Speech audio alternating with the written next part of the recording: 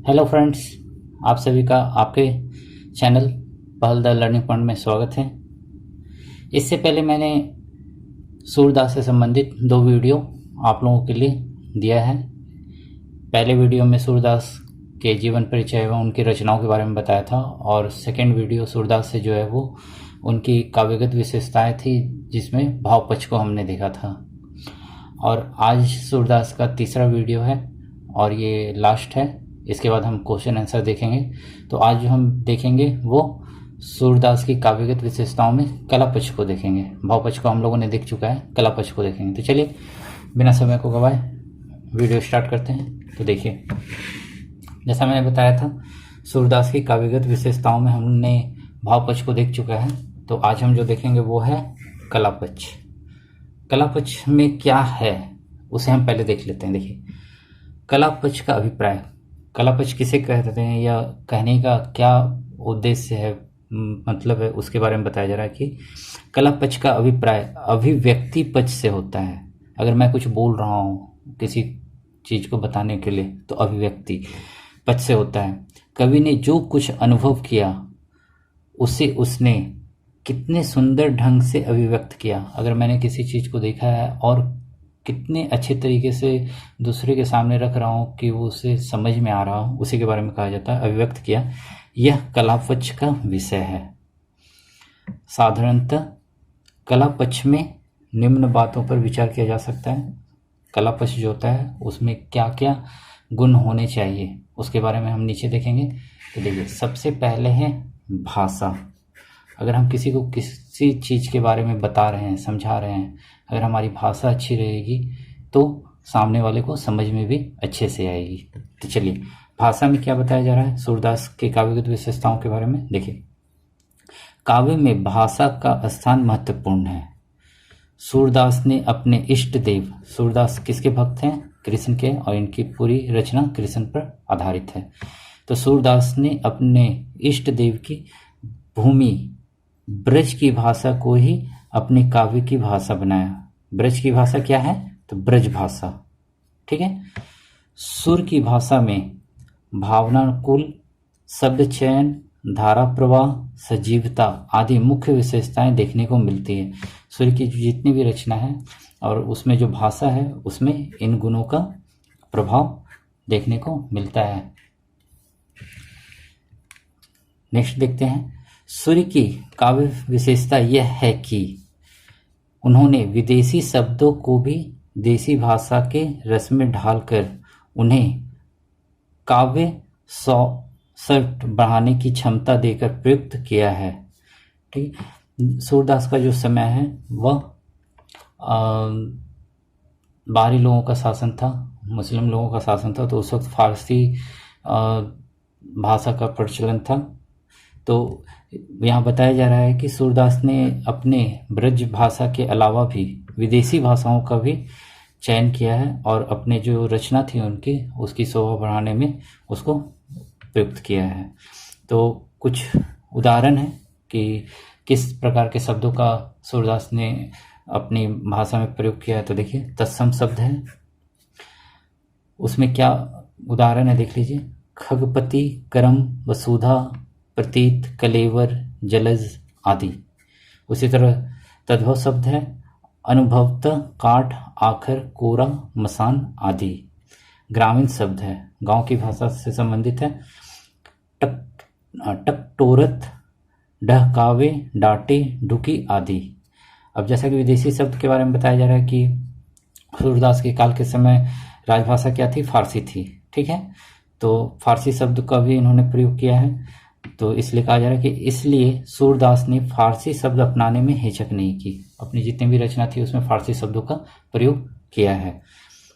सुर काव्य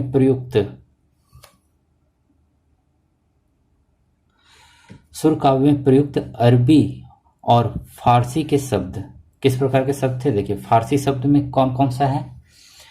तो है आवाज, आव, चुगली, दरबार, दाग। ये सब शब्द हैं, फारसी शब्द हैं जिसका प्रयोग सूरदास ने अपनी रचना में की है।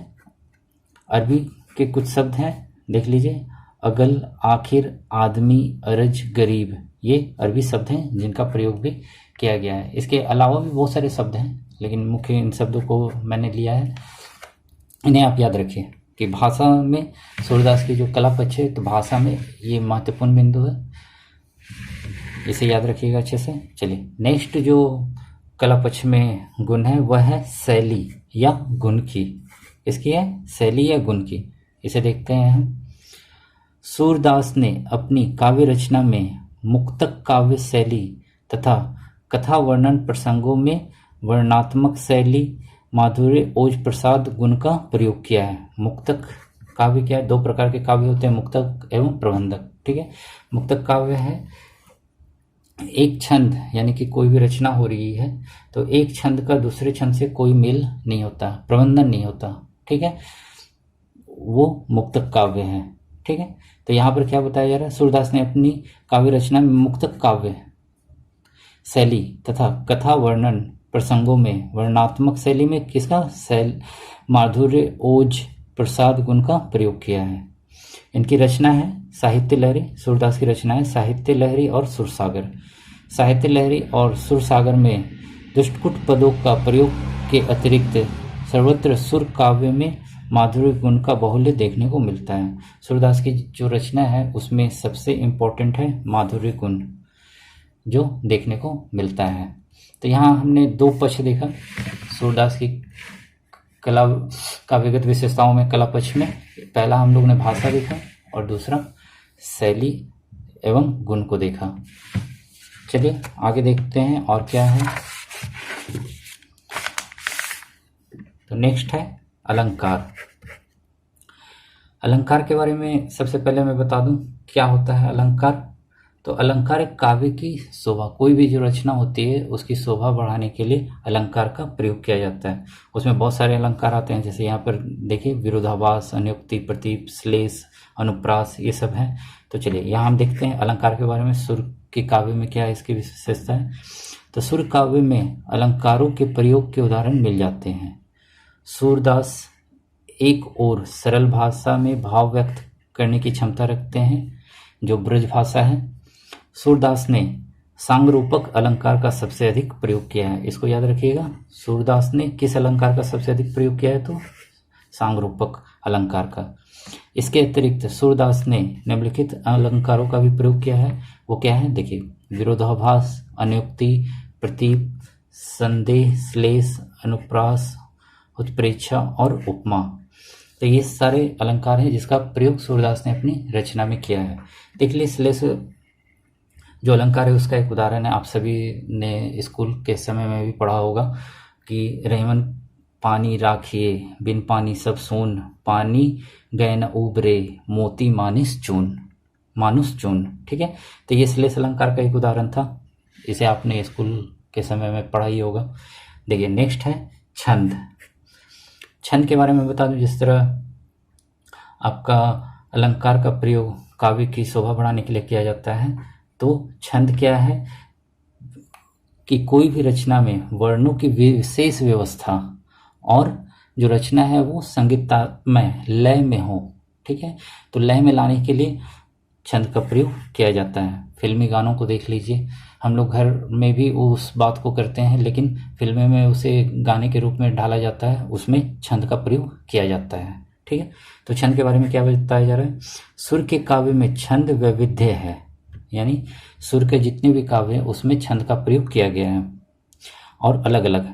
सुर के काव्य में पिंगल शास्त्रीय छंदों की अपेक्षा संगीत शास्त्रीय राग रागनियों ही अधिक है। पिंगल शास्त्रीय छंदों से ज़्यादा किसका है? संगीत शास्त्र की।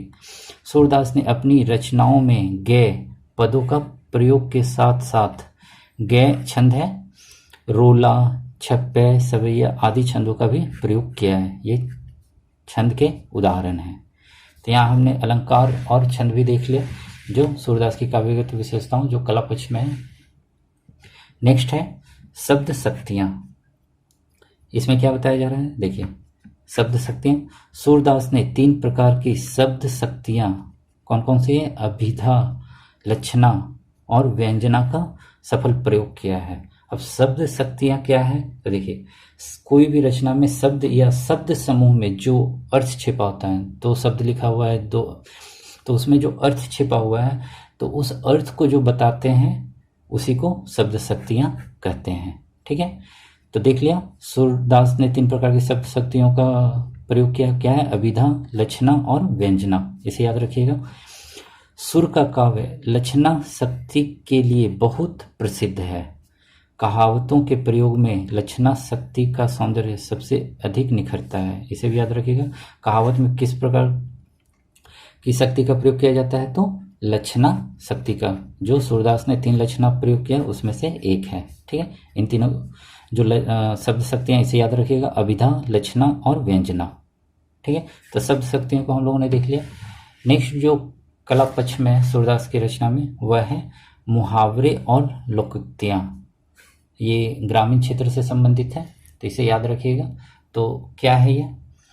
सुर काव्य में प्रयुक्त लोकोक्तियाँ और मुहावरे भाषा की रूढ़ता के माध्यम न होकर सशक्त अभिव्यंजना के प्रसाधन है।